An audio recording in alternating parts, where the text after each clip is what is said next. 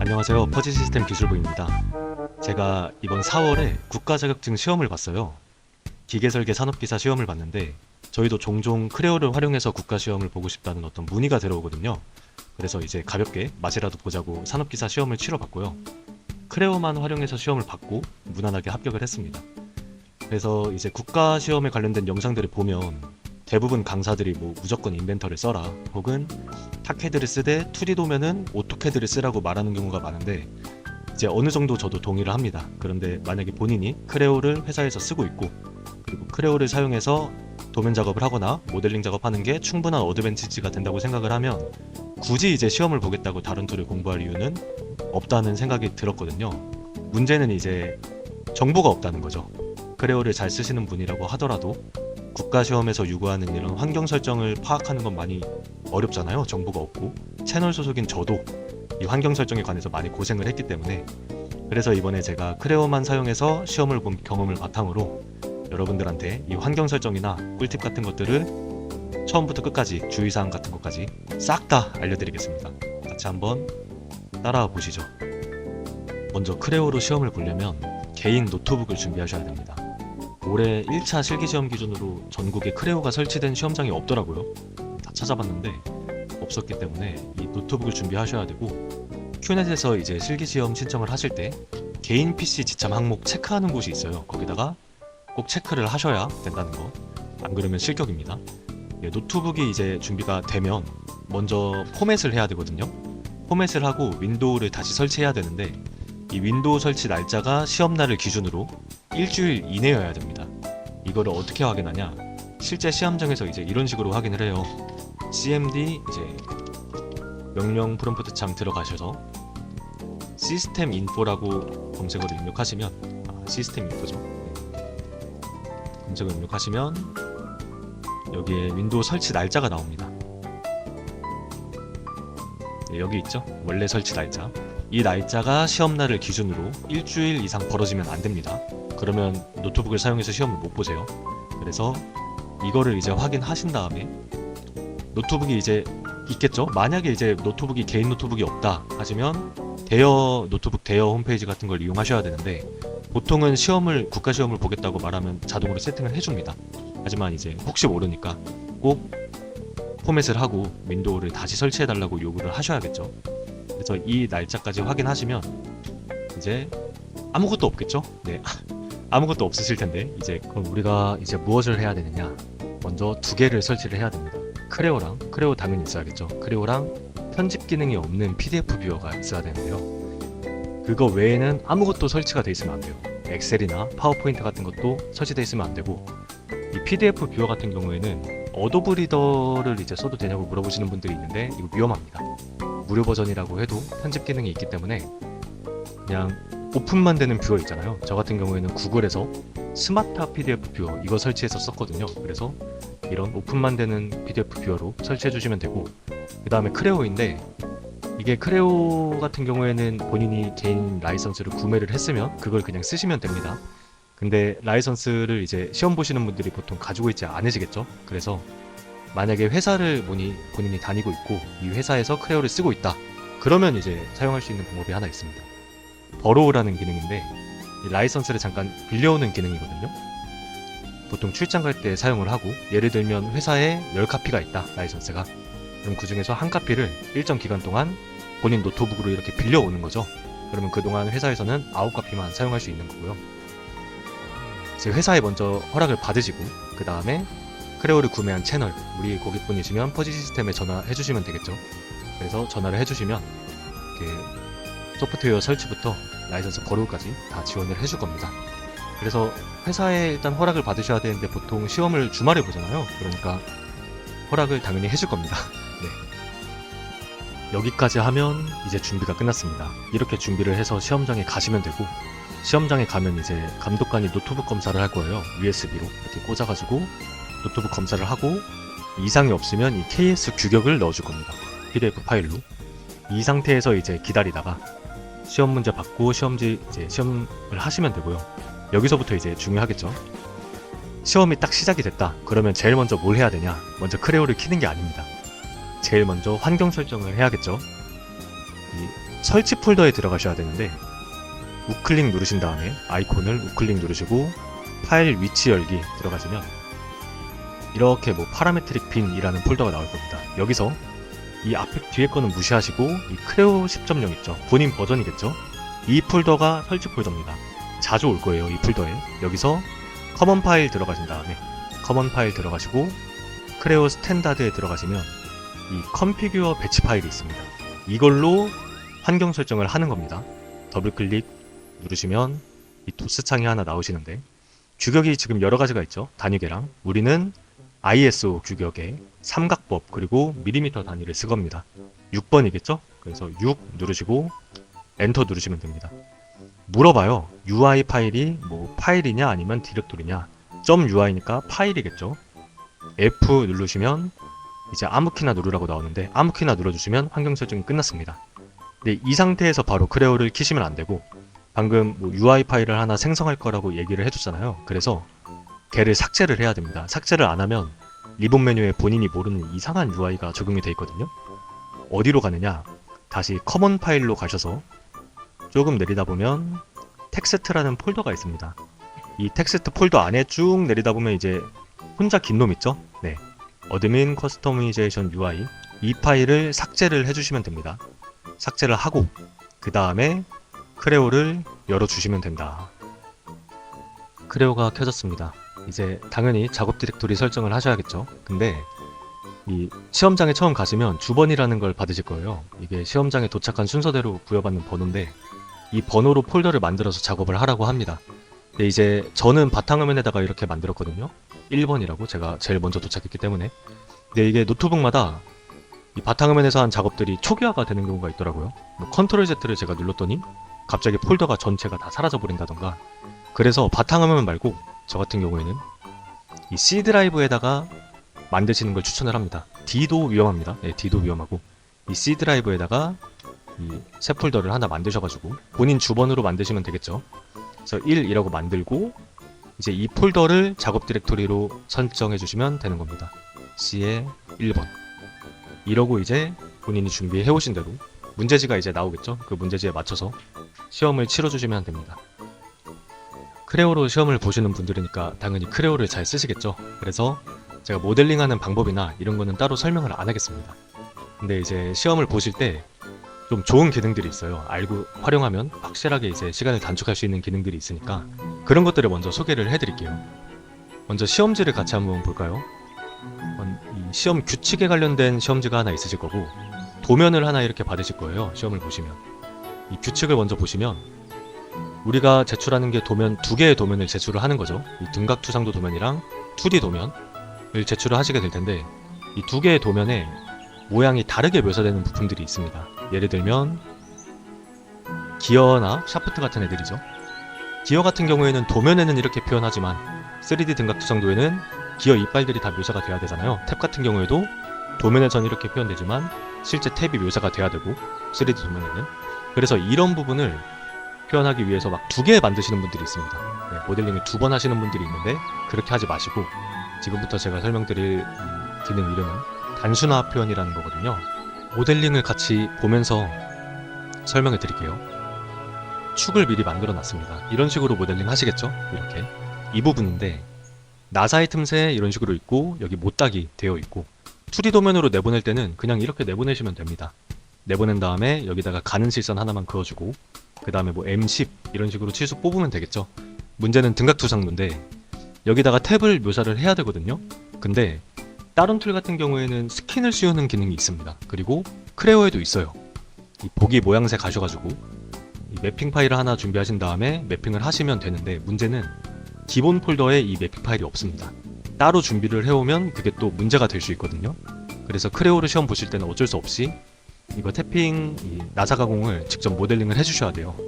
저 같은 경우에는 이제 이 헬리컬 수입으로 모델링을 하는 편인데 여기서도 헬리컬 수입을 그냥 바로 만들어 버리면 이 끝부분이 다 먹어버립니다. 혹은 덜 깎이거나. 그래서 저는 이런 방식을 좀 추천해 드리거든요. 자, 바디를 나누셔서 하는 걸 추천해 드립니다. 여기서부터 여기까지죠. 그래서 평면을 이렇게 2개 만드신 다음에 바디 분할 기능으로 이 바디를 얘를 기준으로 한번 분할하고 얘를 기준으로 한번 이렇게 분할하면 이 설계 항목 갔을 때 바디 2번이 이 가운데 바디가 되게 됩니다. 얘를 활성화하고 이제부터 헬리컬 수입을 하시면 딱 이 부분만 깎이겠죠. 그래서 헬리컬 수입 누르신 다음에 헬리컬 프로파일 그려주시면 되고요. 형상 중심선을 이렇게 축 중심으로 놔주시고 그 다음에 프로파일을 여기다가 그려주시면 되는데, 이 경우에도 선을 정확히 이렇게 끊을 필요 없습니다.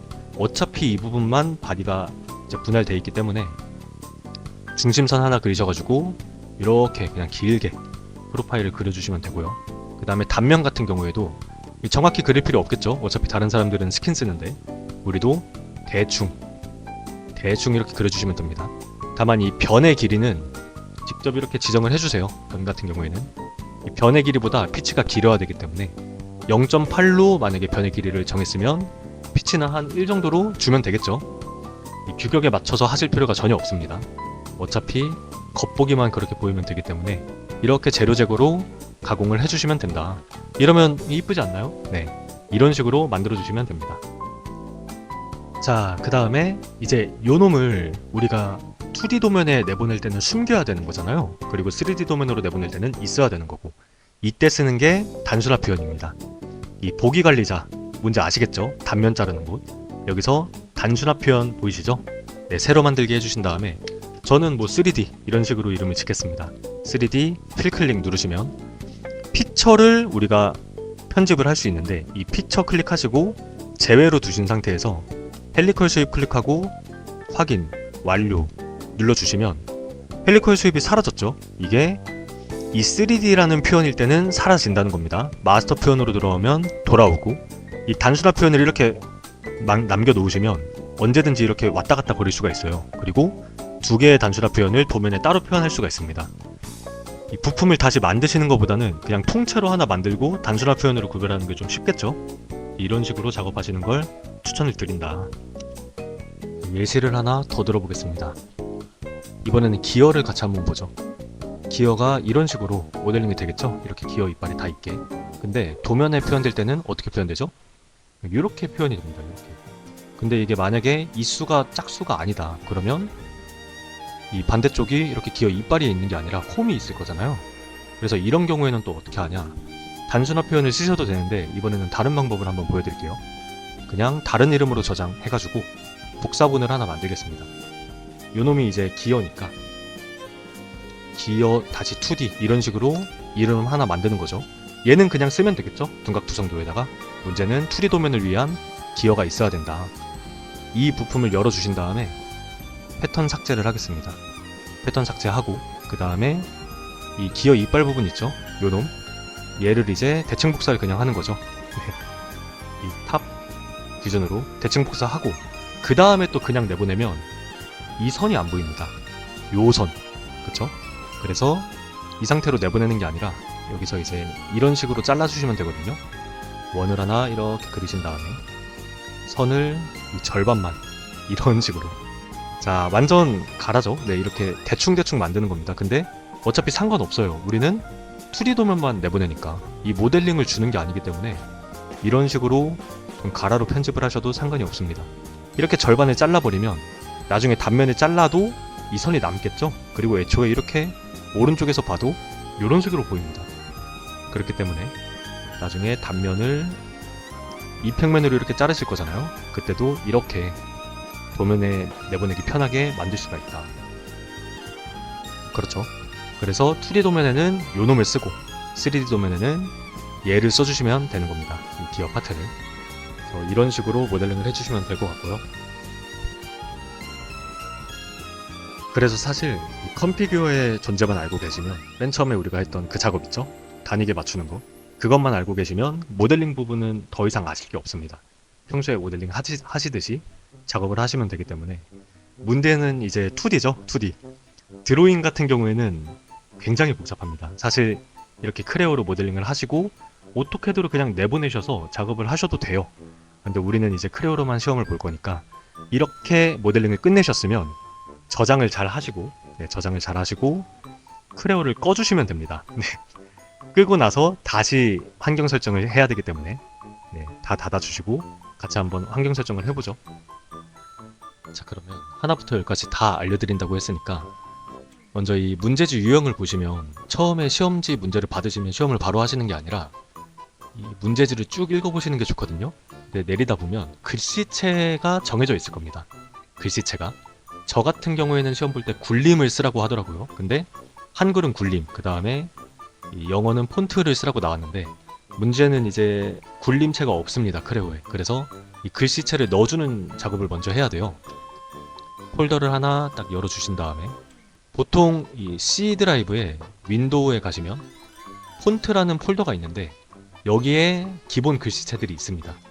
노트북에도 당연히 깔려 있겠죠. 윈도우를 설치하셨으니까. 여기서 만약에 제시하는 글씨체가 굴림이다. 그러면 굴림을 찾아주셔야겠죠. 여기 있네요. 굴림 보통. 이 굴림 보통을 컨트롤 C 누르신 다음에 바탕화면에다가 컨트롤 V로 이렇게 빼오겠습니다. 글씨체를. 그 다음에 이번에는 크레오 설치 파일로 가보죠. 설치 폴더. 설치 폴더 아까 가는 법 알려드렸죠. 파일 위치 열기 하셔가지고 이 크레오 10.0 여기가 설치 폴더입니다. 그럼 폰트를 어디에 넣어주면 되냐? 커먼 파일에 텍스트, 아까 우리가 UI 파일 삭제했던 그 폴더죠. 커먼 파일에 텍스트 폴더 들어가셔서 쭉 내리다 보면 여기 폰츠라는 폴더가 있습니다. 여기다가 이 굴림을 넣어주시면 돼요. 넣어주시고 그 다음에 이 상태에서 보시면 다른 글씨체들은 다 TTF잖아요. 근데 얘 혼자 지금 TTC죠. 그래서 요놈을 이름을 바꿔주겠습니다. TTC가 아니라 TTF로 바꿔주시고 변경해주시면 됩니다. 그 다음에 요놈을 이제 우클릭 누르셔가지고 설치까지 해주셔야 안전합니다. 설치해주시면 이러면 이제 크레오 드로잉에서 굴림을 쓸 수가 있습니다. 이제 이러고 그냥 쓰시면 되는데 여러분들이 좀 알고 계셔야 되는 거는 크레오에서 이제 제공하는 어떤 기본적인 글씨체가 아니면 이런 글씨체들은 두께가 변경이 안 돼요. 정확히 말하면 이제 인쇄를 할 때 두께를 설정할 수가 없거든요. 근데 천만다행으로 이 기본 두께가 2.5로 잡혀 있습니다. 2.5로 잡혀 있고 보통 이제 글씨체 보시면 0.25죠. 그러니까 0.25mm. 0.25mm로 우리가 일반 주소를 작성하기 때문에 상관이 없어요. 근데 문제는 뭡니까? 얘네들이죠. 윤곽선 이제 부품 번호, 개별 주소 이런 애들은 굴림을 쓰면 안 됩니다. 이거 주의하셔야 됩니다. 우리가 굴림을 직접 이제 여기 넣어놓은 거기 때문에 얘는 항상 0.25로 고정되어 있다는 거. 그러니까 이 수문선, 취소문자, 일반 주소를 제외한 나머지 부분에 한글이 들어가야 되는 경우가 있다면 그때는 굴림을 쓰시면 안 됩니다. 이거 주의하시고 글씨체 추가하셨으면 크레오를 다시 열어주시면 됩니다. 크레오가 열려있는 상태에서 글씨체를 추가하면 적용이 바로 안 되거든요. 그래서 끈 다음에 추가를 했다가 다시 킨 거고요. 크레오를 열어주시고 이제는 이제 도면을 만들어야겠죠.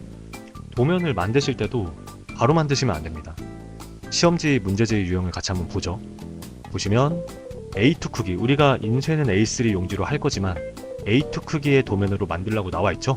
그리고 여기에 이렇게 외곽선이라던가 도면의 한계 설정, 그리고 이 양식이 나와 있습니다. 이거를 먼저 만들어 주셔야 되는데 어떻게 만들 거냐? 크레오 열어 주신 다음에 파일 들어가셔서 새로 만들기 누르시고 드로잉으로 가는 게 아닙니다.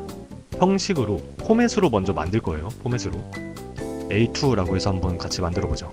확인 누르신 다음에 비어있음의 가로 방향이죠. 그리고 크기가 A3가 아니라 A2입니다. A2로 만드는 거니까 확인 누르시면 A2 크기, 지금 보이는 이 윤곽선이 A2 크기의 윤곽선입니다. 이 상태에서 우리가 먼저 만들어야 되는 게 이놈이죠. 자, 이 도면의 한계 그리고 중심 마크랑 윤곽선을 만들어야 되는데 이거를 캐드에서 만약에 만들고 불러오면 편해요. 근데 지금 우리는 크레오만 사용해서 만들고 있는 거기 때문에 스케치 기능을 써야 됩니다. 문제는 상위 버전이라고 하더라도 포맷으로 들어왔을 때는 이 스케치 UI가 9버전이죠. 상위 버전을 쓰시던 분들 같은 경우에는 이거 보고 좀 당황하실 수 있습니다.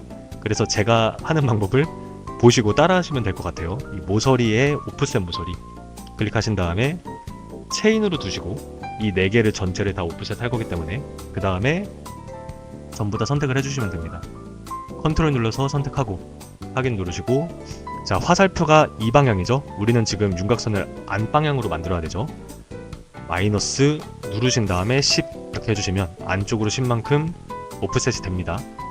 이거 보고 지금 하고 있는 거예요. 여기 보시면 자, 이 C 값이 10이잖아요. 네, 그래서 안쪽으로 10만큼 오프셋 한 거고, 그리고 이제 이 중심 마크가 4개 있어야 되죠. 5만큼 더 튀어나와 있으니까 15겠죠. 길이가 15. 그래서 선으로 그려주시면 됩니다. 그려주시면 되는데 9버전이기 때문에 참조가 안 잡히죠. 수동으로 잡아야 됩니다. 잡아주시고 이렇게 잡고 네, 이런 식으로 잡아주신 다음에 풀클릭 한번 누르고 이렇게 그으시면 되겠죠.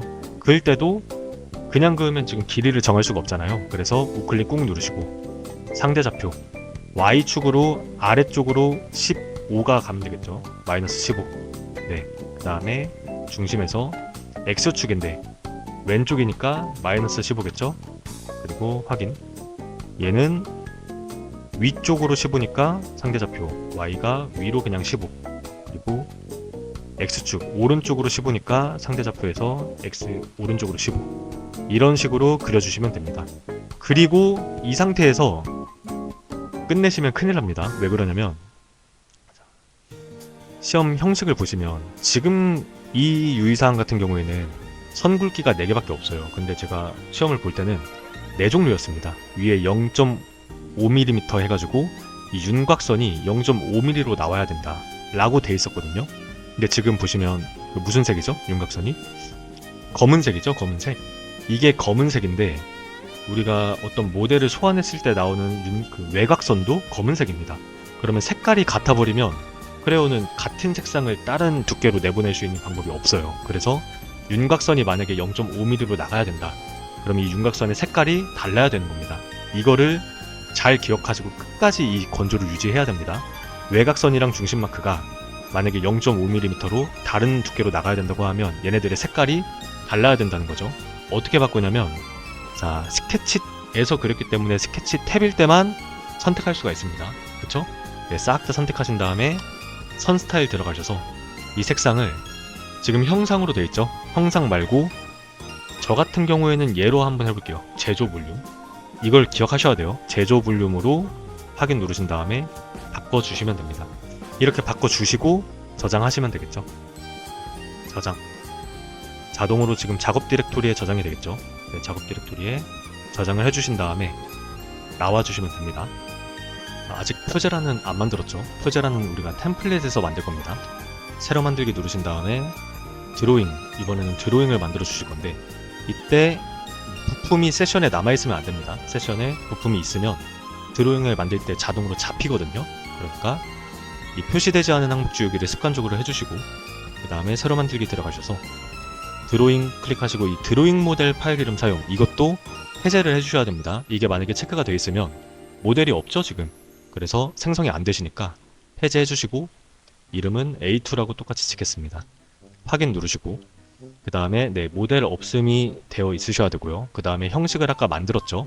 형식 있는 빈 템플릿에서 이 형식을 작업 디렉토리에 우리가 저장한 이 A2로 잡아주시면 됩니다. 들어오시면 지금 나타나시죠? 네, 여기서 이어서 만들겠습니다. 테이블로 만들면 되겠죠? 자, 표제란 보시면 3 곱하기 3입니다. 그리고 가로가 20, 20, 60 세로가 8, 8, 8이죠? 그러면 3 곱하기 3 테이블 소환해 주신 다음에 전체 드래그해서 높이는 자, 드로잉 단위랑 글자가 있는데 이 글자가 안에 들어가는 글자 크기고 드로잉 단위가 밀리미터 단위입니다. 그러니까 드로잉 단위로 바꿔주셔야겠죠? 바꾸면 글자는 자동으로 바뀌어요. 그래서 높이는 8, 너비는 20 해주시면 되고 그 다음에 마지막 것만 60이었죠? 우클릭 꾹 눌러서 60으로 바꿔주시면 됩니다. 그리고 보시면 이제 이 우측 하단에 두 개가 쉘이 없죠? 그래서 이것도 지워주셔야 됩니다. 근데 그냥 이렇게 지우려고 하면 안 지워져요. 그래서 전체 드래그 하신 다음에 선 디스플레이 클릭하시면 숨기기라는 게 있습니다. 선을 숨기는 거거든요. 숨기기 누르시고 이 선들을 이렇게 클릭해서 지워주시면 됩니다. 이게 숨기는 거기 때문에 실제로 쉘은 남아있어요. 남아있지만 어차피 보이는 것만 이렇게 보이면 되니까 상관없겠죠. 자, 드래그 하시고 이렇게 구석에다가 갖다 놓으시면 됩니다. 이 지정 이동이라는 기능이 있는데 잘 안 씁니다. 왜냐면 지정 이동 시킬 수 있는 이 스냅 조건 대상들이 좀 한정되어 있기 때문에 이렇게 확대해가지고 비슷하게 이렇게 놔두시면 어차피 이거 인쇄하면 안 보입니다. 안 보이기 때문에 이렇게 두시면 되고, 그 다음에 글자를 적으면 되겠죠. 글자들 수험번호, 성명, 감독 확인 그대로 적어주시면 됩니다.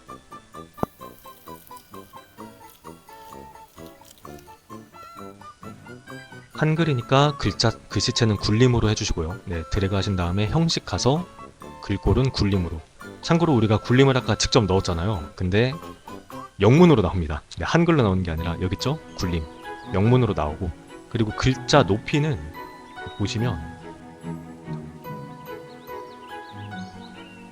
보시면 크기는 뭐 3.5, 2.5 적절한 것을 사용하라고 돼 있죠. 지금 기본으로 3.5로 잡혀 있으실 텐데 좀 큰 것 같네요. 2.5로 두시고 그 다음에 가운데 정렬 해주시면 됩니다. 그리고 이제부터 좀 중요한데, 보시면 지금 이렇게 정확히 명시가 안 돼 있지만 실제로 시험 보실 때는 표제란에 이 테이블 있죠? 이게 0.3으로 아마 나오실 겁니다. 0.35. 근데 글자는 제가 아까 몇으로 나간다 그랬죠? 0.25로 나간다 그랬잖아요. 그러면 두 개가 색깔이 또 같으면 안 돼요. 그쵸? 0.35는 지금 외형선이죠? 외형선? 윤곽선, 외형선. 그러니까 검은색으로 보여야 됩니다. 이 두 개 색깔이 같으면 두께가 달라질 수가 없기 때문에 어떻게 바꾸냐? 선 스타일 클릭하시고 이 테이블 딱 클릭하신 다음에 확인 누르시면 네, 바꿀 수가 있죠. 이 색상을 형상으로 바꿔주시면 됩니다. 이렇게 검은색으로 나오게. 이렇게 만드시면 되죠. 우측 하단에도 같은 방법으로 만들어 주시면 됩니다. 네, 이러면 템플릿까지 완성이 됐습니다. 이제 이 템플릿을 사용해서 도면을 만들면 되는데, 한 가지 또 이제 주의하셔야 될 게, 지금 비워놨잖아요. 당연히 비워놔야겠죠. 과제명이나 이런 것들은 이제 도면에다가 적어야 되는 거니까. 근데 이렇게 테이블이 비워 있으면 우리가 이 테이블에다가 형식을 만약에 입력을 했더라도 비어 있으면 이 비어 있는 칸들에는 형식이 적용이 안 됩니다. 나중에 템플릿을 다시 불러오면 요놈 있죠. 네, 굴림으로 안 돼 있죠. 제가 분명히 전체 테이블 형식을 굴림으로 지정을 해도 얘들이, 이런 애들은 굴림으로 안 돼 있습니다. 비어 있기 때문에. 그래서 조금 귀찮으시더라도 이런 짝대기, 하이폰 같은 거를 전부 다 테이블에다가 넣어놔 주시는 걸 좀 추천을 드립니다. 네, 이런 식으로 넣어놔 주시고 그 다음에 전체 드래그 하셔서 굴림에, 굴림도 아니죠. 굴림은 이제 영문이 들어갈 수도 있기 때문에 굴림은 아니고 가운데 정렬이랑 이 글자 높이만 이런 식으로 맞춰주시면 된다. 그리고 이제 헷갈려 하시는 분들 중에 여기에도 글자 높이가, 이 글자 두께가 있는데 얘는 뭐냐 라고 생각하실 수 있는데, 제가 한번 바꿔볼게요. 1로. 그러면 이 굴림 말고, 굴림은 제가 두께 조절이 무슨 짓을 해도 안 된다 그랬죠. 나머지 애들이 지금 두께가 조정이 되고 있죠. 이 드로잉에서 볼 때만 두께가 조정이 되는 겁니다. 실제로 나갈 때는 우리가 얘를 1로 만들어 놔도 우리가 좀 이따가 만들 이제 펜 테이블이라는 어떤 파일을 만들 거거든요. 그 파일에 맞춰서 색깔이 두께랑 매칭이 되게 됩니다. 여기서 지정한 두께는 매칭이 안 됐을 때는 두께가 반영이 될 수도 있지만 색깔에 이제 두께를 매칭할 거기 때문에 큰 의미 없습니다. 얘는 신경 안 써도 된다는 거. 그렇게 알고 저장해 주시고 작업 디렉토리에다가 저장하면 되겠죠. 저장하고 꺼주시면 됩니다. 이제 템플릿까지 만들었으니까 도면 작업을 하시면 되는데 여전히 환경 설정들이 많이 남아 있습니다. 자, 저는 이제 부품을 하나 대충 좀 만들어 놨거든요. 여러분들은 실제로 모델링이 다 되어 있으시겠죠. 모델을 하나 열으신 다음에 새로 만들기에서 드로잉, 이제는 이름이 같아도 되겠죠. 확인 누르시고 템플릿을 만들었으니까 찾아보기 누르시고 작업 디렉토리에 저장한 방금 만든 템플릿을 이렇게 불러와 주시면 됩니다. 이 상태에서 이제 하시듯이 그냥 모델링을 하시는 게 아니라 인쇄를 위한 설정을 미리 해주셔야 됩니다. 예를 제가 한번 들어볼게요. 자, 부품을 하나 소환하고 요놈을 숨김으로 좀 놔두겠습니다. 숨김으로. 그리고 치수도 하나 뽑아보죠. 치수도 이런 식으로 보시면 이 치수의 문자랑 이 바깥에 보이는 치수 보조선이 색깔이 같죠? 근데 우리가 아까 이 문자 크기를 보면 치수 문자는 0.25mm인데 치수 보조선이랑 치수선은 0.18입니다. 이거 두 개가 색깔이 달라야 된다는 소리죠. 어떻게 바꾸냐? 파일, 준비, 드로잉 특성에 들어가시면 여기 세부 옵션 변경에 들어가서 드로잉 특성을 바꿀 수가 있습니다. 우리가 컨피규어를 아까 실행을 한 순간 이미 ISO의 밀리미터 기본 규격으로 다 바뀌어져 있어요. 있는데 추가로 바뀌어야 될 것들이 있는 거죠. 찾기 누르신 다음에 컬러라고 치시면 이 드로잉 텍스트 컬러라는 옵션이 나옵니다. 이게 이제 드로잉 텍스트의 색을 제어하는 거예요. 이 드로잉 텍스트 레터 컬러로 되어 있는 거를 엣지 하이라이트 컬러로 바꾸겠습니다. 이게 이해가 안 되시면 어떤 느낌이냐, 자 적용을 일단 한번 해보죠. 딱 확인 누르시고, 자 글자들이 다 엣지 하이라이트 컬러로 바뀌었죠. 엣지 하이라이트 컬러는 뭐냐면 옵션 들어가서 이 시스템 모양새에 보시면 모서리 강조 표시, 엣지 하이라이트 요놈입니다. 모서리 강조 표시로 모든 글자들을 이제 표현을 하겠다. 그래서 취소 보조선은 기존의 레터, 문자를 따라가는 거고, 그 다음에 지금부터 문자들은 모서리 강조 표시로 따라가는 겁니다. 이런 식으로 설정을 해 주시고요. 그리고 자 펜 테이블이라는 걸 미리 만들어 놓고 한번 시작을 해보죠. 펜 테이블을 한번 만들어 보죠. 혹시라도 펜 테이블에 대한 어떤 개념을 잘 모르시는 분은 저희가 펜 테이블 영상을 미리 만들어 놨거든요. 그러니까 이 댓글 보시고 펜 테이블 영상을 한번 보고 오시면 도움이 되실 겁니다. 자, 메모장으로 만들어야겠죠. 먼저 이 굵기가 총 3개가 있으니까 선을 3개를 만드는 게 맞는데, 실제로 시험에서는 이렇게 안 나온다 그랬죠. 이게 예시로 그냥 나타난 문제지 유형일 뿐이고, 제가 시험 볼 때는 선 굵기가 4종류였습니다. 그래서 아까도 포맷을 만들 때 우리가 보라색으로 0.5mm 굵기라고 생각하고 만든 거잖아요. 그래서 4개로 만들겠습니다. 이 윤곽선이 0.5mm라고 가정하고 펜 테이블을 같이 한번 만들어 보죠. 먼저 펜이 하나 있어야겠죠. 펜 1 띄고, 이 띄어쓰기도 전부 다 지켜줘야 됩니다. 그리고 컬러 RGB 값이 0이겠죠. 000. 여기 보이는 초록색, 노란색, 흰색 이런 것들은 캐드에서 그리실 때 이렇게 관리하라고 나오는 거고요. 실제로는 검은색으로 다 흑색으로 인쇄를 하셔야 되기 때문에 컬러는 다 000입니다. 그리고 세미클론 넣으시고, 시크니스가 두께가 0.035cm겠죠. 기본이 보통 cm입니다. 그러니까 밀리미터를 cm로 변환해서 이 사이도 만약에 띄어쓰기가 없다 이러시면 인식을 못합니다. 그리고 이 0.035cm에 매칭되는 이 선들을 이제 매칭을 시켜주시면 되는데, 기본적으로 펜 1에는 형상 그 검은색 색깔이 매칭이 되어 있다 그랬죠. 그래서 따로 매칭을 하지 않겠습니다. 그대로 복사해서 펜 2번을 만들어주면 되겠죠. 네. 펜 2번 같은 경우에는 두께가 0.025cm가 될 거고, 보이시죠? 0.025. 그 다음에 이제 뭘 매칭시켜야 되냐, 먼저 숨은선이 있습니다. 숨은선이 지금 보시면 이렇게 회색으로 나타나죠. 이거는 우리가 옵션에서 시스템 색상에 가면 이 은선 처리, 이 색깔로 지금 나타나는 겁니다. 얘를 바꾸면 이것도 실제로 색깔이 바뀌거든요. 그럼 은선 처리가 색상 이름이 뭐냐, 혹시라도 이거 이제 모르시는 분은 잠깐 정지하셔가지고 이 화면을 찍어 놓으시는 걸 추천해 드려요. 보시면 히든 라인, 이게 이제 영문인데 실제로는 은선 처리겠죠. 은선 처리의 색상 이름은 할프톤 컬러입니다. 그러면 그대로 써주시면 돼요. 할프 언더바 톤 컬러, 이런 식으로. 그 다음에 치수 문자가 원래는 텍스트죠.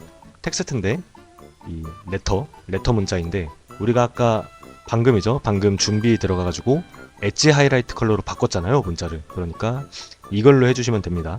엣지 하이라이트 컬러. 정확히는 색상 이름을 적어주셔야 되는데, 약간 여기 함정이 있는 게, 하이라이트 할 때 라이트가 LIGHT잖아요.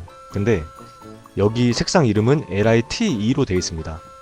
이거는 이유를 모르겠어요. 저도 이런 식으로 만들어져 있었고 이후에 이거를 고칠 수 없었던 어떤 상황이 있었던 게 아닌가. 그래서 이거는 외우셔야 됩니다. 하이라이트가 LITE로 되어 있다.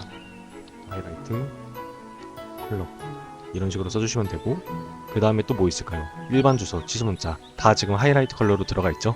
네. 그 다음에 이제 복사해서 펜 3을 만들어 주겠습니다.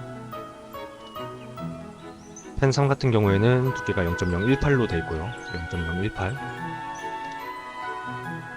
그리고 해칭 무슨 색일까요? 이것도 이제 들어가서 해칭을 해보시면 아는데, 기본적으로 이 문자로 되어 있습니다. 파란색, 요놈 있죠? 이 치수 보조점과 같은 파란색으로 되어 있으니까 문자가 네, 레터고 레터 컬러라고 되어 있죠. 그래서 레터 컬러 에 세미콜론 넣어주시고, 치수선, 치수 보조선 이미 레터 컬러로 잡혀 있습니다. 그리고 중심선은 약간 황색이죠. 여기서는 데이텀입니다. 그러니까 데이텀 컬러 넣어주시면 되죠. 데이텀 컬러. 자, 마지막으로 0.05짜리 외곽선, 윤곽선이죠. 윤곽선 펜테이블 하나 만들게요. 0.05. 그 다음에 아까 우리가 뭘로 했었죠? 이 외곽선을 보라색 제조 볼륨으로 했었죠. 제조 볼륨이 매뉴팩처리 볼륨입니다. 색상 이름이 마젠타 컬러라고 되어 있죠. 이걸 우리가 미리 챙겨갈 수 없기 때문에 내가 사용할 시스템 색상의 색상 이름을 미리 외워 가셔야 됩니다. 이 부분은 어쩔 수 없는 부분이죠. 근데 대부분 이제 직역하면 그 내용이기 때문에 마젠타 컬러 이런 게 좀 어려우시면 퀼트 컬러 같은 거를 좀 외워 가셔가지고 쓰시면 좋을 것 같습니다. 이렇게 펜을 4개를 만드시면 우리가 이제 이 색깔들의 매칭시킨 그 선들이 실제로 인쇄할 때는 이런 두께, 이런 색깔로 나간다는 거겠죠. 이거를 저장을 해주겠습니다. 그 다음에 이제 이름을 바꿔야겠죠. 이름 자체는 중요하지 않습니다. 이름 자체는 그냥 뭐 테이블 이런 식으로 하셔도 되는데, 중요한 거는 뒤에 확장자가 txt가 아니라 pnt 파일로 있어야 된다. 이 확장자도 혹시 본인이 기억이 잘 안 나신다 이러시면 어차피 우리가 이제 이 테이블 파일을 컴픽으로 연관을 시켜야 된단 말이죠. 컴픽 옵션 펜 테이블, 이 옵션으로 연관을 시켜야 될 텐데 여기에 보통 기본 pnt 파일이 묶여 있습니다. 기억이 안 나시면 이 파일을 보고 유추하시면 되겠죠. 그래서 이 파일이 바탕화면에 데스크탑에 pnt다. 네, 테이블 pnt 파일 이걸로 매칭을 시켜주시면 됩니다. 그리고 이제 제대로 됐냐, 이게 제대로 펜테이블이 만들어졌냐를 확인하는 방법은 인쇄를 해보시면 되는 거겠죠. 이 상태에서 우리가 컨트롤 P, 그러니까 실제 인쇄하는 게 아니라 미리 보기를 딱 누르시면 검은색으로 일단 다 바뀌어야 됩니다. 우리가 전부 다 검은색으로 했기 때문에 다 바뀌는지 확인해 주시고, 그리고 한번 바꿔보는 거죠. 예를 들어서 이 2번이 0.05가 아니라 그냥 0.5다 이런 식으로 0.5다 이렇게 한번 바꿔보시고, 그 다음에 다시 미리 보기를 이렇게 해보는 겁니다. 그러면 두꺼워졌죠? 지금 수은선이 이런 식으로 하나하나 4개를 확인을 해주셔야 나중에 인쇄하셨을 때 그 문제가 안 생깁니다. 네, 전부 다 제대로 매칭이 됐는지 확인을 해주셔야 돼요. 그래서 저는 지금 제대로 매칭을 했을 거기 때문에 이대로 이제 넘어가겠습니다. 이제부터는 준비하신 대로 도면 작업을 해주시면 되는데, 여기서도 이제 여러가지 팁들이 있겠죠. 그래서 제가 도면을 뭐 그리는 거를 전부 다 보여드리는 게 아니라 중간중간에 이 기능을 써야 훨씬 더 빠르게 도면을 끝낼 수 있는 그런 기능들 위주로 설명을 좀 드리겠습니다. 먼저 이제 우리가 도면에다가 부품을 소환할 거잖아요. 소환할 때 이 번호를 먼저 적어야겠죠. 표제란 번호를, 부품 번호를 적어야 될 텐데, 이거를 이제 일일이 그리시는 것보다는 이 주석 달기 탭에 주석에 풍선 메모, 지시선 없음으로 이렇게 소환을 하시면, 예를 들어서 1이라는 걸 소환하시면 이렇게 한 번에 풍선을 뽑을 수가 있거든요. 이거 사용하시는 걸 추천을 드리고, 그리고 요 놈은 이제 부품 번호니까 0.35mm죠. 0.35mm. 그러니까 색깔을 바꿔주셔야 됩니다. 형식 가서 여기서 이제 바꾸실 건데, 보시면 표준 색상이 있고 시스템 색상이 있죠. 이 표준 색상은 쓰시면 안 됩니다. 우리가 아까 펜 테이블을 만들 때 뭘 매칭시켰죠? 이런 어떤 표준 색상을 매칭시킨 게 아니라 시스템 색상을 매칭시킨 거죠. 이 중에서 이 형상 시스템 색상이 펜 1번에 매칭이 돼 있었습니다. 그러니까 이렇게 1번으로 형상으로 바꿔주셔야 된다. 지금부터 그리는 어떤 모든 선 혹은 문자, 중심선 이런 것들을 전부 다 그리고 나서 마지막에 혹은 중간중간에 이 굵기에 맞춰서 색깔을 바꿔주셔야 돼요. 본인이 펜테이블에서 맞추신 시스템 색상에 맞게 전부 다 바꿔주셔야 됩니다. 이거는 여러 번 연습을 해보셔야겠죠. 자, 문제는 이제 우리가 선의 색깔이나 문자의 색깔을 일일이 바꾸는 게 굉장히 번거롭습니다. 그렇게 하는 것도 좀 무리가 있고, 특히 이제 중심선 같은 경우에는 매번 선을 그린 다음에 중심선 색깔도 바꾸고 선 유형도 바꿔주고 이래야 되거든요. 그거를 이제 막기 위해서 몇 가지 기능을 알려드리겠습니다. 선유형 관리라는 건데, 들어가시면 선유형 갤러리라고 나오죠. 여기에다가 내가 자주 사용할 선의 유형을 만들어 놓을 수가 있습니다. 제일 많이 하는 게 이 중심선이겠죠. 중심선을 보통 크레오를 쓰시는 분들이 소환을 해서 쓰시는 분들이 많은데, 국가시험에서 나오는 유형들은 소환으로 커버가 안 됩니다. 소환이 안 되는 형상도 많고 임의로 그려야 되는 형상이 많아요. 그래서 중심선 같은 건 만들어 놓는 게 좋겠죠. 컨트롤 폰트를 SL로 두시고 색상은 기준으로 해주시면 되겠죠. 아까 데이텀 컬러를 우리가 펜 2번에 연관을 시켰으니까 이렇게 만드신 다음에 이제 기본 선유형에 가면 기본적으로 있는 선유형 외에 우리가 만든 게 보입니다. 중심선으로 두고 스케치를 한번 해보죠. 스케치 가서 선을 하나 그어보시면 네, 이렇게 데이텀 컬러에다가 중심선, 센터 폰트로 나오게끔 스케치가 가능합니다. 그래서 우리가 중심선을 그을 때는 이 선 유형을 중심선으로 두고, 혹은 만약에 가는 실선을 그어야 된다 그러면 문자 굵기에다가 파란색 기억나시죠? 문자에다가 실선으로 가는 실선 하나 만드셔가지고 선택하고 가는 실선 긋고 이런 식으로 하시면 되겠죠. 자, 그리고 문자도 마찬가지입니다. 형식에 가시면 기본 텍스트 유형이라고 있어요. 우리가 이제 여기에는 안 나와 있는데 시험장 가시면 이제 한글은 굴림으로, 그 다음에 영어는 뭐 폰트로 이런 식으로 쓰라고 나옵니다. 근데 굴림으로 그냥 영문까지 다 써버리면 나중에 일일이 다 바꾸셔야겠죠.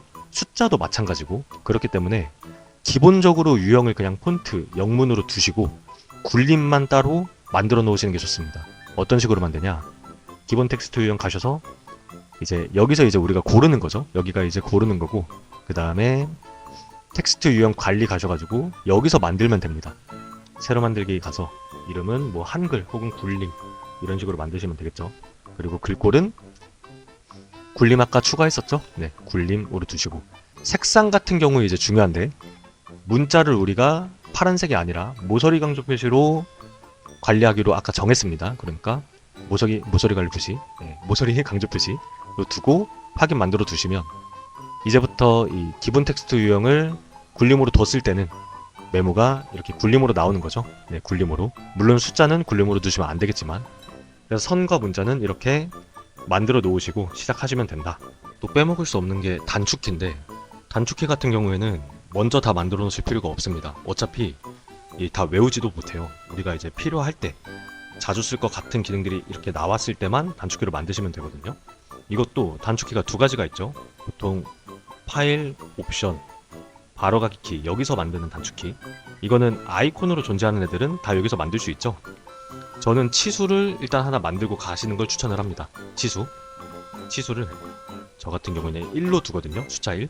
이렇게 만들고 가시는 걸 추천을 하고, 맵키 같은 경우에는 이제부터 제가 맵키로 만들면 좋은 것들을 나올 때마다 알려드릴 거예요. 그래서 치수 하나만 일단 1로 만들고 같이 한번 시작해보죠. 일반 보기로 지금 모델링을 하나 소환해 봅시다. 다 하진 않을 거고요. 이제 이 모델 기준으로 한번 설명을 드리면, 뭔가 좀 이상하죠? 생긴 게. 네. 이 탄젠트 모서리라 그래가지고 이렇게 곡률이 깨지는 부분들, 부품에서 곡률이 변환되는 부분에서 모서리가 생깁니다. 크레오가.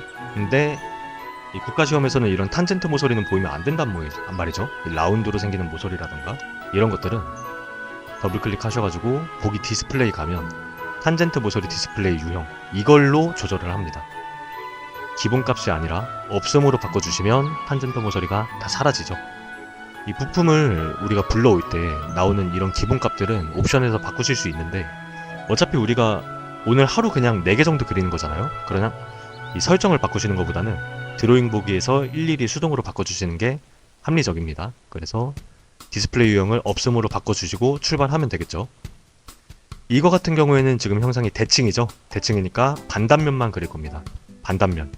더블 클릭하신 다음에 표시 영역에서 반단면 보기 하시고, 이 평면을 기준으로 오른쪽 혹은 왼쪽만 이렇게 보이게 만들 수가 있죠. 근데 반단면을 먼저 자르고 시작하면 이 치수를 뽑는 게 좀 어려워요. 대칭 치수를 뽑아야 되는데 대칭 형상이 없잖아요. 그래서 반단면을 바로 자르지 마시고, 자, 전체 보기가 돼 있는 상태에서 제가 단축키를 만들었지만 잘 안 쓸 겁니다. 왜냐면 제가 단축키를 쓰면 제가 뭘 누르는지 여러분들이 모르실 거기 때문에 이런 대칭 치수들만 미리 다 이렇게 뽑아두는 거죠. 저는 일단 2개만 뽑아볼게요. 예시로 대칭 치수들만 미리 이렇게 뽑아두고 여기서 이 보기에서 소환할 치수만 뽑아두고 그 다음에 표시 영역에서 반단면으로 바꾸시면 자동으로 치수들이 대칭 치수가 됩니다. 그쵸? 이렇게 만약에 하기 싫다 하시는 분들은 이런 방법도 있어요. 스케치 들어가서 선을 임의로 하나 긋는 거죠. 이렇게 세로로 긋고 그 다음에 지금 선을 긋기 전에 나오는 얘는 치수의 기준이 될 수 없기 때문에 이 안 찍히거든요. 안 찍히니까 선을 임의로 하나 그은 겁니다. 선을 하나 긋고 이런 치수를 하나 뽑으셔가지고 이 치수를 이제 뭐 디스플레이 가셔가지고 대칭으로 만들어주시면 되겠죠. 근데 이렇게 하는 것보다 미리 뽑아놓고 그냥 반단면으로 만드는 게 훨씬 더 편합니다. 이런 식으로 반단면 치수를 만들어주시면 되고 우리가 보기를 소환했을 때 가장 먼저 하는 게 치수 뽑는 거랑 중심선 소환하는 거잖아요. 중심선은 그냥 보기 클릭하시고 이렇게 주석 표시로 소환을 하시면 됩니다. 이런 애들은 그냥 클릭하셔가지고 소환하시면 되겠죠. 근데 문제는 이런 애들입니다. 예를 들어서 제가 이렇게 중심선을 한번 소환을 해볼게요. 그러면 반단면인데 오른쪽이 지금 튀어나와 있죠. 이거를 이런 식으로 그냥 이렇게 늘려서 하셔도 되는데 보시면 이걸 중심선이라고 할 수 있을까요? 이게 길고 짧고 패턴이 연속돼야 되는데 이런 식으로 나오고 있으니까 이게 좀 위험하겠죠? 네. 그래서 이렇게 애매하게 소환되는 중심선들 얘네들은 상관없습니다. 이쁘게 나오는 애들은 상관없는데 이쁘게 안 나오는 애들은 그려주셔야겠죠? 네, 그리는 게 더 빠르고 안전합니다. 그래서 아까 우리가 만들어 놓은 선유형, 이 기본 선유형을 중심선으로 바꾸시고 그 다음에 스케치 가서 선으로 그리시면 되는 거겠죠? 이거 같은 경우에는 지금 같은 제가 지금 쓰고 있는 게 크레오 10.0이거든요. 크레오 8.0 이상부터는 이 외형선이 자동으로 스냅이 잡힙니다. 근데 그 이하 버전은 참조를 또 일일이 잡고 이런 식으로 하셔야 돼요. 그러니까 웬만하면 그냥 8.0 이상을 쓰시는 게 낫겠죠. 그래서 저 같으면 이런 식으로 이렇게 하나 뽑아주고 그 다음에 만약에 내가 이 탭도 이렇게 대칭 치수로 뽑겠다 하시면 이렇게 하나 그어주시면 되겠죠. 네. 그 다음에 선을 내가 그었죠. 그은 다음에 보기를 이동하면 어떻게 됩니까? 네, 선이 그대로 남아 있습니다. 이거를 이제 까먹으셔가지고 피 보시는 분들이 많은데 스케치를 직접 하셨으면 반드시 드래그 하셔가지고 이 보기에 연관을 해주셔야 돼요. 보기에 연관을 해주셔야 보기를 이동했을 때 같이 움직입니다. 조심하셔야 되는 게 또 우리가 중심선을 소환했으면 이 중심선을 이용해서 치수를 만들 거 아니에요? 치수를 이 중심선을 기준으로 뽑으실 텐데 만약에 보기의 연관을 본인이 안 해놓으셨으면 이 치수도 지 맘대로 변합니다. 왜냐면 안 따라올 거니까. 네, 보기를 움직였을 때 중심선이 여기 남아있겠죠? 그럼 치수도 변하겠죠? 그러니까 큰일 납니다. 스케치를 하셨으면 꼭 보기의 연관을 하셔야 된다는 거.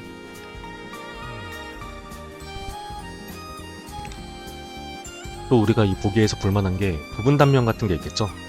보시면 여기 중심선이 있죠. 실제로는 홀이 하나 뚫려 있습니다. 그런데 단면을 안 잘랐으니까 안 보이죠.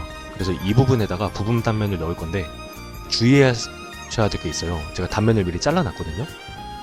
단면을 하나 소환해보죠. 이런 식으로 이제 보이죠 홀이? 단면을 잘라놨는데 표시 영역에서 반단면을 잘라놨으면 이 단면 탭에서 로컬이 비활성화가 됩니다. 네, 이거는 반대로 해도 마찬가지예요. 부분 단면을 미리 만약에 잘라 놓으면 표시 영역에서 반단면이 비활성화가 돼요. 그래서 이거는 크레오의 한계라고 좀 말할 수 있을 것 같은데 부분 단면을 자를 수가 없습니다. 그러면 어떻게 해야 되냐? 만약에 이제 가장 좋은 방법은 반단면을 쓸 거면 이 홀에 대한 치수를 다른 곳에서 넣는 거겠죠. 그게 좀 무리가 있다라고 하시면 이럴 때 쓰는 게 모서리 디스플레이입니다. 모서리 디스플레이. 얘를 전체를 우리가 숨김으로 만약에 만들어버리면 모든 수문선이 다 보일 거잖아요. 이러면 이것도 의도하는 바가 아니죠. 그러니까 얘는 이제 은선 처리로 두시고 여기 은선 두 개만 표현하면 되는 거니까 모서리 디스플레이 가셔가지고 은선 처리하신 다음에 이 홀에 해당하는 것만 이렇게 클릭해 주시면 됩니다. 그러면 선 자체를 피처로 인식하기 때문에 하나만 선택해도 홀이 보이거든요. 이 상태로 우리가 치수를 넣어 주시면 되겠죠. 그래서 반단면이 잘려 있는 곳에는 부분 단면은 넣을 수가 없다. 일반 단면은 참고로 넣을 수 있습니다. 이거 주의하시면 될 것 같고, 자, 이 보기에서는 이 정도만 알려드리면 될 것 같고요. 그 다음에 투영을 같이 한번 해보죠. 먼저 보기를 소환했으면 탄젠트 모서리부터 없애야겠죠. 네, 보기 디스플레이에 가서 탄젠트 모서리 디스플레이를 없음으로 바꿔주시고, 그 다음에 단면을 자를 건데, 이 단면을 자르는 거에 있어서 저는 이 시험을 위해서 어떤 강의나 이런 걸 일체 듣지 않았거든요. 근데 제가 생각하기에는 이 시험지에서 묘사한 단면을 그대로 묘사해주는 게 좋다. 애초에 시험지를 보고 우리가 측정을 해서 이 모델링을 하셨을 텐데, 모델링이 된다는 것 자체가 이 시험지를 그대로 묘사했을 때 무리가 이상이 없다는 거거든요. 그래서 시험지에 있는 그 단면을 그대로 묘사하는 걸 추천해 드리고, 그래서 저 같은 경우에는 단면을 이제 이런 식으로 잘랐습니다. 시험지에, 제가 이제 보고 있는 시험지에 이런 식으로 이 중간 이상을 이렇게 반으로 잘랐고, 그 다음에 홀 있는 부분에다만 이 부분 단면을 이렇게 줬거든요. 로컬로. 그래서 시험지에 있는 거를 그대로 묘사해 주시는 게 제가 생각하기에는 좋은 방법이다 라는 생각이 들고요. 양쪽 다 부분 단면을 넣겠습니다. 그리고 지금 이 단면은 같은 단면이죠. 같은 단면이어서 주석 달기에서는 단면이 편집이 안 됩니다. 또 이 리본 메뉴에 어떤 탭이 활성화되어 있느냐에 따라서 선택할 수 있는 게 달라지겠죠. 그리고 그 목록이 혹시 궁금하신 분은 이 선택 필터 있죠. 선택 필터를 확인해 보시면, 아, 레이아웃 탭에서는 이런 것들을 선택할 수 있구나 라고 파악하시면 될 것 같습니다.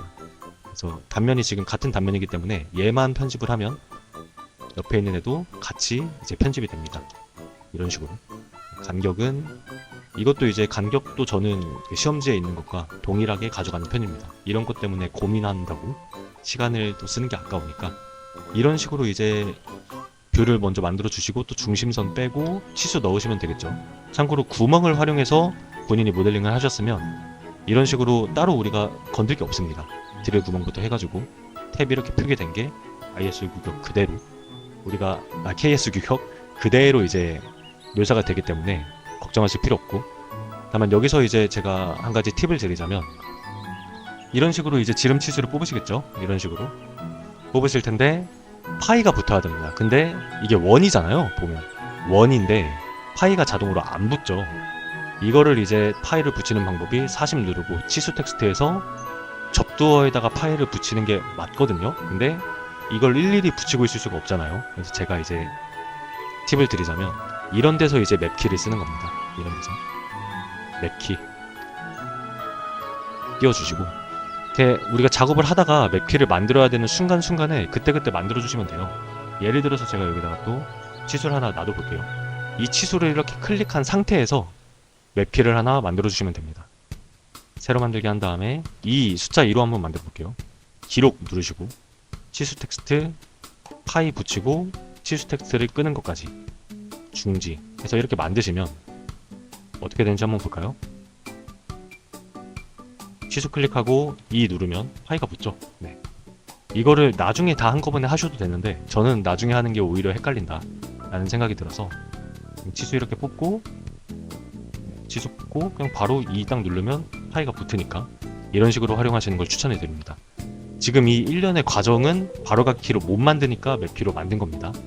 이런 식으로 만들어 주시면 될 것 같고, 또 이제 치수를 넣고 어떤 식으로 넣어야 되냐 이런 것들은 제가 따로 알려드릴 필요가 없겠죠. 지금 크레오로 시험을 보는 것에 관해서 이제 알려드리고 있는 거니까 제가 이 상태로 설명을 드린 것보다 먼저 중심선이랑 치수를 다 넣고 그 다음에 이어서 설명을 드리겠습니다.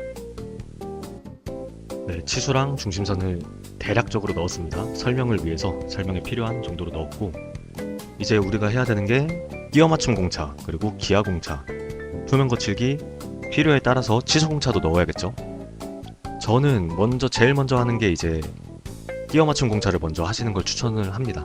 끼워 맞춤 공차가 간단하니까 하실 때 치수 딱 클릭하시면 끼워 맞춤 공차를 여기서도 넣을 수 있죠. 만약에 환경 설정이 되어 있다고 하면 구멍 클릭하신 다음에 공차 종류를 정할 수가 있는데, 우리는 지금 환경 설정을 안 해놨잖아요.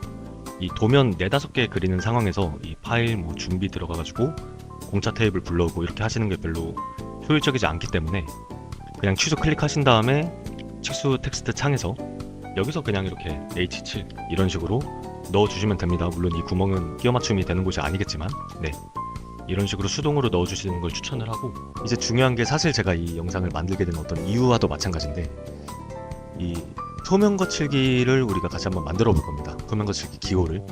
원래는 이 주석 가시면 서피스 마무리라고 크레오가 기본적으로 만들어 놓은 게 있어요.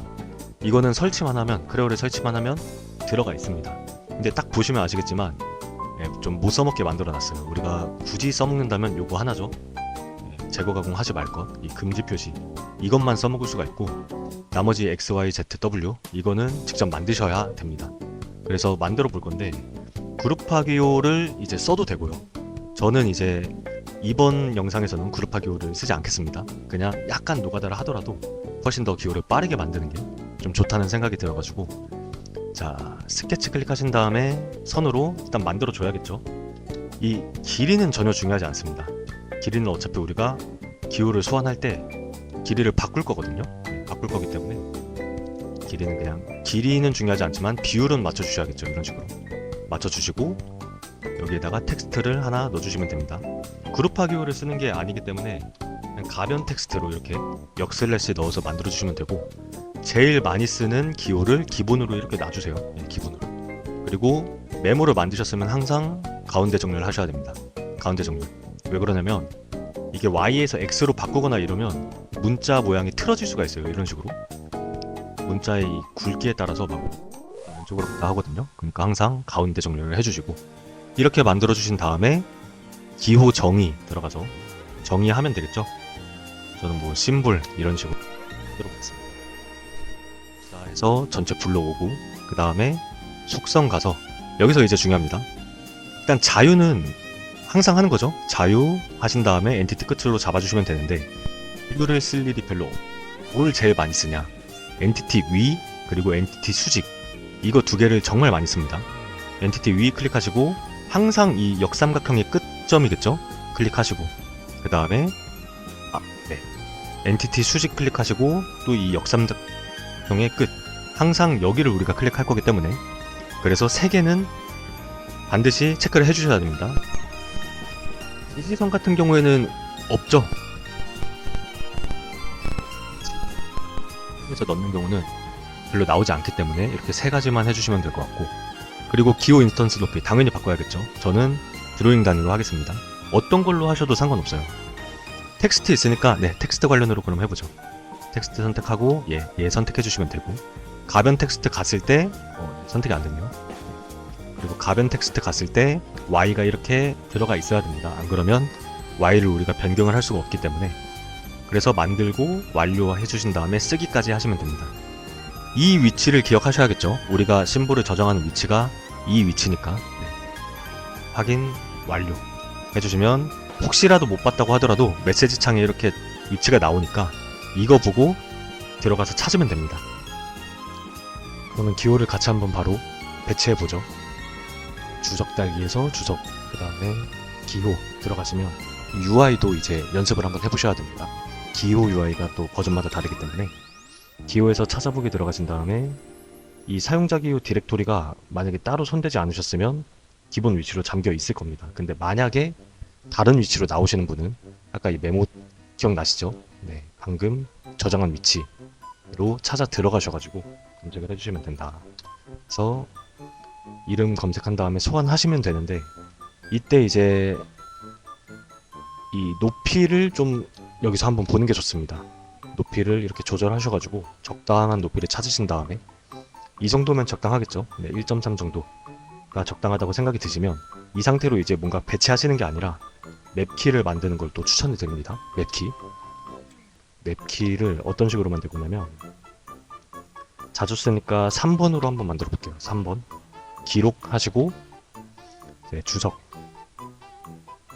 기호죠. 기호 들어가서 기호 찾아보기, 그 다음에 이렇게 검색하는 거 하나하나까지 전부 다 우리가 맵키로 만들 수가 있습니다. 심 기호 소환한 다음에 높이는 1.3 정도였죠. 그리고 반복 모드를 안 키면 클릭하는 순간 바로 명령어가 끝나버리기 때문에 반복 모드 체크해 주시고, 기호 사용자 정의를 띄워 놓겠습니다. 이 띄우는 것도 맵키에 포함을 시켜 주셔야 나중에 이 글자를 변경할 때 매번 띄우지 않아도 되거든요. 이 상태에서 중지하시면 이제 우리가 만약에 Y를 넣어야 된다. 그때 그냥 3번을 딱 눌러주면 바로 여기까지 오는 거죠. 이 상태에서 이제 넣어주시면 되고, 이 배치를 할 때도 그냥 이렇게 비슷하게 이렇게 배치하면 이상하죠? 띄어져 있으니까 꼭 우클릭을 한 1초 정도 누르시면, 우리가 아까 엔티티 위, 자동, 그리고 엔티티의 수직 세 가지 만들었잖아요. 보통 엔티티의 수직을 자주 씁니다. 수직 클릭하시고, 만약에 치수 위에 넣겠다, 물론 여기 Y 안 들어가겠죠. 그냥 예시를 드는 겁니다. 여기에다가 넣겠다 하시면 이렇게 넣으시면 됩니다. 수직으로, 엔티티의 수직으로, 이렇게 수직으로 넣는 경우가 많기 때문에 수직으로 넣어주시면 되고, 내 방향이 만약에 본인이 원하는 게 아니면, 이 방향이 좀 본인이 원하는 방향이 아니다 하시면 클릭하셔가지고 뒤집으시면 돼요. 네, 이렇게 뒤집으시면 된다. 근데 이제 문제가 있죠. 뒤집었을 때 어떻게 됩니까? 이게 기호다 보니까 문자도 지금 같이 뒤집어지고 있죠. 이런 문제 때문에 저는 기호를 2개를 만들었습니다. 이렇게 생긴 기호를 하나 만들고, 그 다음에 뒤집힌 상태에서 문자만 정방향 기호 2개를 만들어가지고, 뒤집었을 때에는 이제 그 뒤집힌 기호를 쓸 수 있게끔 매피를 하나 더 만들어야겠죠. 정방향 하나, 역방향 하나, 그렇게 만들어가지고 이제 쭉 넣어주시면 되겠죠. 표면거칠 기호를. 이런 식으로 매피를 활용해서 좀 간단하게 넣을 수가 있다. 그리고 치수뿐만 아니라 이 수식 혹은 엔티티 위는 웬만한 곳엔 다 들어갑니다. 우리가 엔티티로 취급하는 스케치 선이라던가 이런 데에도 넣으실 수 있으니까 자유자재로 넣어주시면 될 것 같고요. 그리고 이것만 보면 걱정하실 수가 있는 게, 이 문자가 굉장히 두꺼워 보이죠? 두꺼워 보이지만 상관없습니다. 빨간색이면 이 보이는 거랑 상관이 없이, 지금 클릭하고 형식 가보시면 이 모서리 강조 표시 색깔이 적용이 돼 있는 거거든요. 나중에 인쇄됐을 때는 우리가 펜 테이블로 설정한 거 있죠? 그 두께로 어차피 나가기 때문에, 그렇죠? 방금 두께랑 좀 다르죠? 네. 그 두께로 나가기 때문에 걱정 안 하셔도 됩니다. 그 다음은 이제 기하공차죠. 기하공차도 제가 넣는 법이나 이런 거를 전부 설명드릴 필요는 없겠죠. 기하공차 자체는 넣는 게 어렵지 않은데, 문제는 데이터입니다. 이 기준 피처 기호, 기준 피처 기호를 이런 일반적인 어떤 선이나 치수에 넣는 건 당연히 쉽거든요.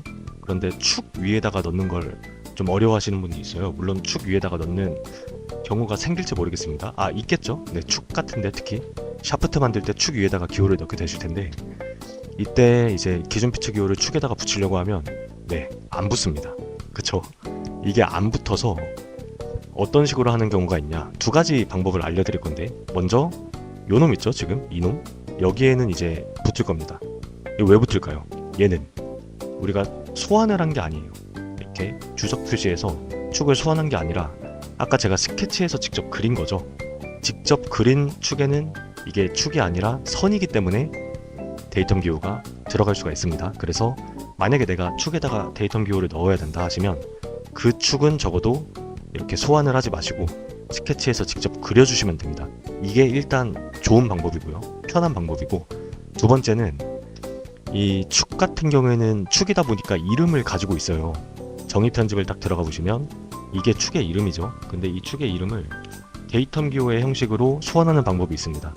눌러주시면 돼요. 이렇게 눌러주시면 C 하고 튀어나오죠. 네, 튀어나오는데 이거 같은 경우에는 이제 축의 이름을 직접 바꿔야 되다 보니까 기존의 다른 축이 만약에 C라는 이름을 가지고 있으면 네, 안 만들어집니다. 근데 그 C라는 이름을 어떤 축이 가지고 있을지 알 방법이 없죠. 네, 그래서 추천드리지 않는 방법입니다. 물론 그냥 이렇게 만들 수 있으면, 만들어지면 이걸 그냥 쓰셔도 되겠죠. 그래서 2가지 방법으로 축에다가 데이텀 기호를 넣을 수가 있다. 그리고 이렇게 넘어가면 또 실수하실 수 있는 부분이, 지금 기호를 이렇게 만들었잖아요. 근데 제가 지금 만든 기호는 보시면 아시겠지만 이 기호가 지금 검은색입니다. 이거 잘못 만든 거죠? 네, 큰일 날 뻔했네요. 이런 식으로 만드시면 안 됩니다. 만드실 때 여기서 이 선의 색깔도 당연히 이 모서리 강조 표시로 바꿔주고 만들어야겠죠? 네. 큰일 날 뻔했네요. 이런 식으로 만들어서 붙이시면 안 됩니다. 반드시 모서리 강조 표시로 바꿔서 만들어 주셔야 되고, 그렇기 때문에 이렇게 만든 기호를 이 부품 번호 옆에다가는 쓸 수가 없죠. 제가 아까 풍선으로 이렇게 만든다 그랬죠? 번호는 풍선으로 만들고, 이때도 만든 다음에 검은색으로 바꿨잖아요. 네, 부품 번호니까 검은색 이 형상으로 바꿨는데 옆에 붙는 기호 같은 경우도 기호를 그대로 쓰는 게 아니라 이거 원본 만들었던 거를 그대로 그냥 복사하셔가지고 가져오셔서 컨트롤 C 컨트롤 V로 가져오셔가지고 여기는 기호가 아니라 이 원본을 바꿔주면 되겠죠. 형식으로 형상으로 이렇게 표준 색상 아닙니다. 요놈이에요. 형상으로 바꿔주시고 또 이렇게 빼주시고 이런 식으로 바꿔주시면 된다. 스케치도 이렇게 형상으로 바꿔서 쓰셔야 됩니다. 그래서 펜 테이블을 처음에 만들고 시작하는 이유가 있죠.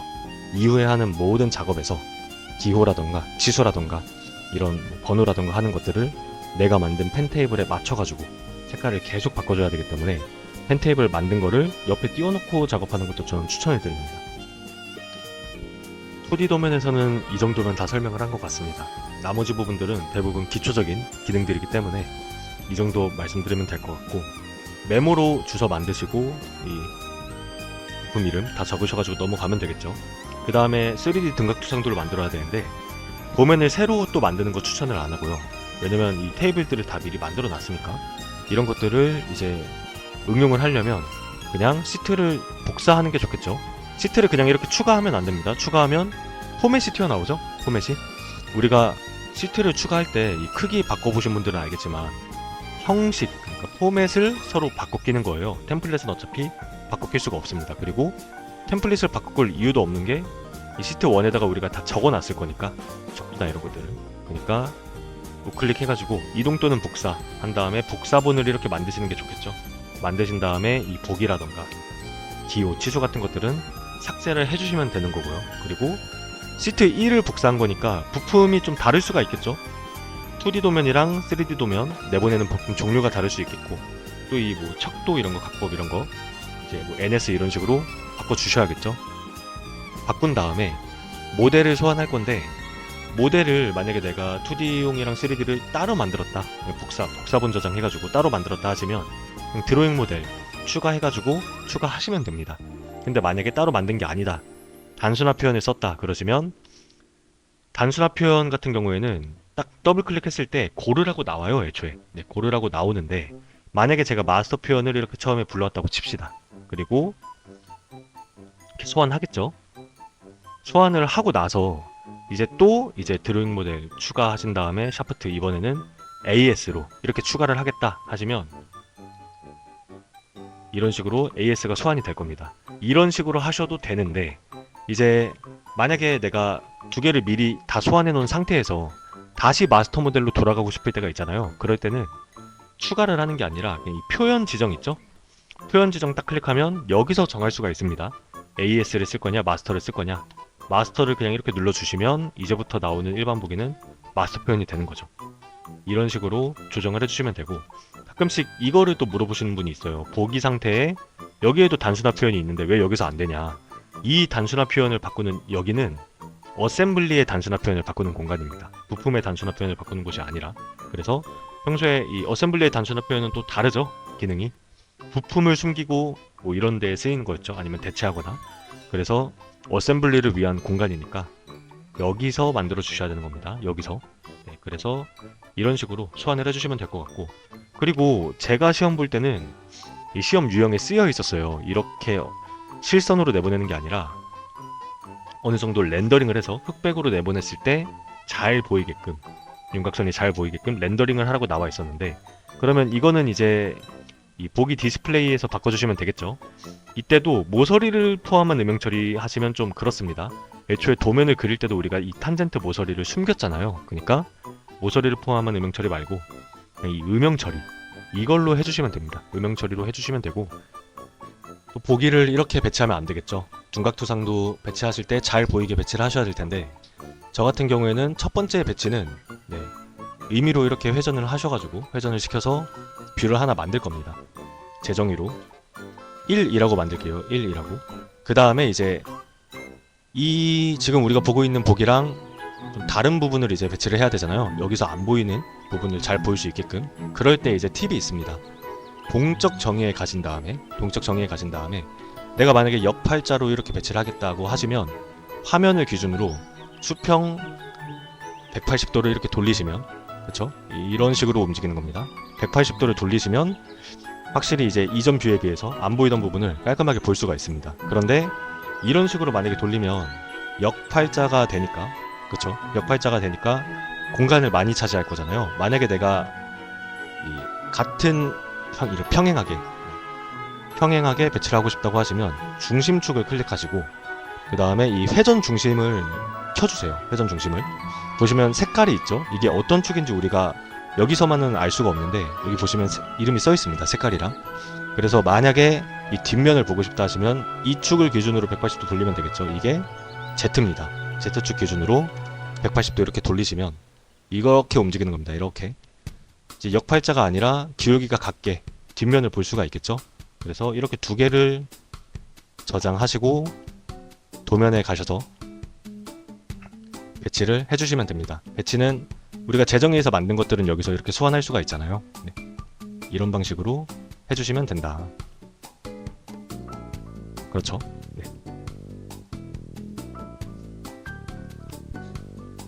이렇게 도면을 만드는 데 필요한 팁앤테크는 저희가 다 드린 것 같고요. 그 다음에는 인쇄에 관해서 말씀을 드리겠습니다. 인쇄 같은 경우에는 시험장에 가시면 인쇄용 프린터가 따로 있어요. 그리고 인쇄용 프린터에 연결되어 있는 인쇄용 PC가 따로 있습니다. 본인 PC로 하는 게 아니거든요. 시험장에서 제공하는 프로그램들 있잖아요.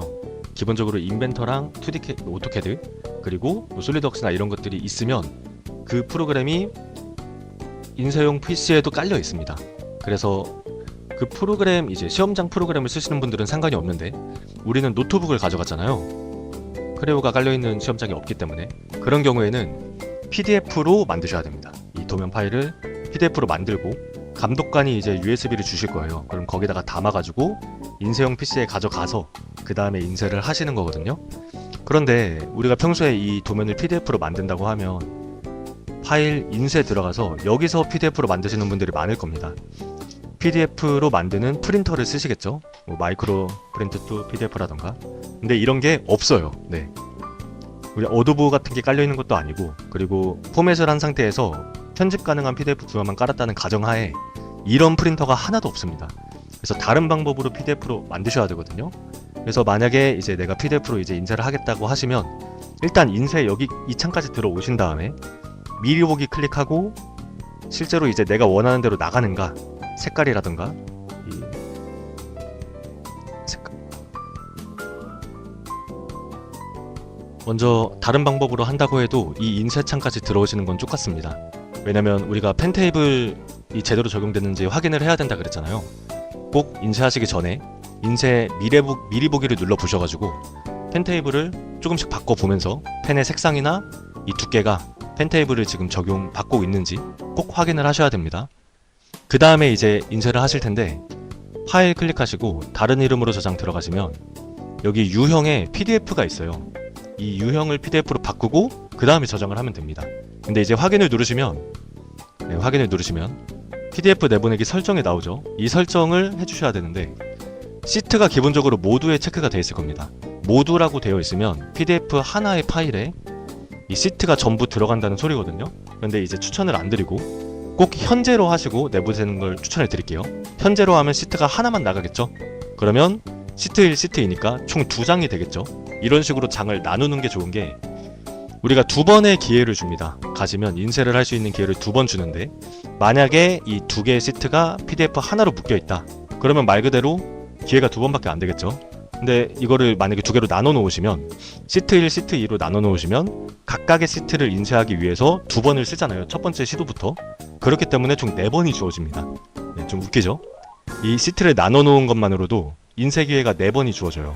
그렇기 때문에 시트가 좀 어렵거든요. 인쇄가 어려워서 어떤 식으로 설정이 되어 있을지 모르기 때문에 꼭 시트를 나눠서 인쇄를 도전하시는 걸 추천해 드린다. 볼 수가 있고, 그 다음에 펜 테이블 사용이 꼭 체크가 돼 있어야겠죠. 이 펜 테이블은 옵션으로 미리 지정을 하셨을 수도 있고 그냥 작업 디렉토리에다가 펜 테이블을 넣어 놓은 것만으로도 그 펜 테이블이 적용이 되는 편입니다. 그래서 이렇게까지 체크를 하신 다음에 저장을 한번 해볼게요. 저장하고 이제 열어보면 이런 식으로 나오겠죠. 그래서 꼭 인쇄를 바로 하지 마시고 확대를 해가지고 또 두께나 이런 것들이 제대로 적용이 되어 있는지 확인을 해보시면 될 것 같습니다. 마지막으로 우리가 인쇄할 프린터가 어떤 프린터일지를 꼭 알 수 있다면 알고 가시는 걸 추천을 드리고, 만약에 알 수가 없다면 여러 가지 프린터로 인쇄를 하시는 걸 꼭 연습을 해보셨으면 좋겠습니다. 저는 그런 걸 안 하고 가가지고 당일에 엄청나게 당황을 했거든요. 왜냐면 프린터들 대부분이 그냥 이대로 이 프린터를 인쇄를 하면 약간 축소가 된 상태로 나와요.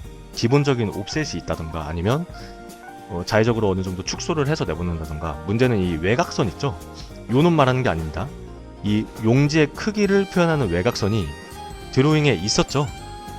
요 선이 이미 있었죠. 이게 만약에 옵셋이 되거나 조금 화면이 작아진다고 하면 PDF 이 파일에도 보입니다. 인쇄를 했을 때 최외곽선까지 보여요.